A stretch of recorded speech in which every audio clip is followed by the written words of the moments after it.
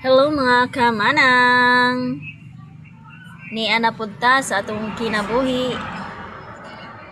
Travel na pod with my princess GL. Buntag pa kayo ni siya. Alas 6. Himala kayo na alas 6. Kasagara kay late man nyo hang manang. So karon buntag kayo.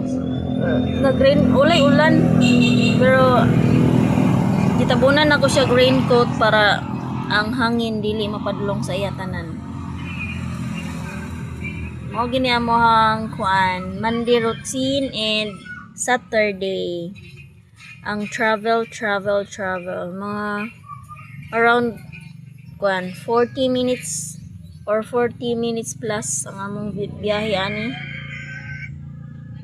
Usahay kung benta kayong dalan medyo kusog-kusog, usahay pod og crowded king dalan, hinay kaadyo kay namay baby loy kayo looy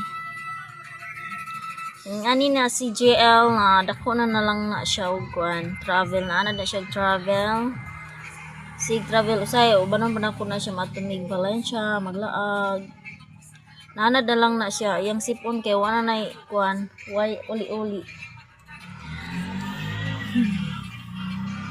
naanad sa biyahe ang bargat ha nato one time di ko na ko siya bagbilin na kuan siya ay na sanay murag na trauma pagkasunod dayon nagprepare na ko hilak-hilak na din siya abi niya biyaan ibiya so makabalo na siya makabalo na siya kung mag-ready na ko maglakaw na kuan na siya di na magpabiya kay abi niya kung biyaan na po siya putro dako na gid siya oy nagsimig travel anis nagsugod mi kay kuan mga 17 days siya until na 1 year nakapin naanad na gid siya dili na siya kuan bitaw kanang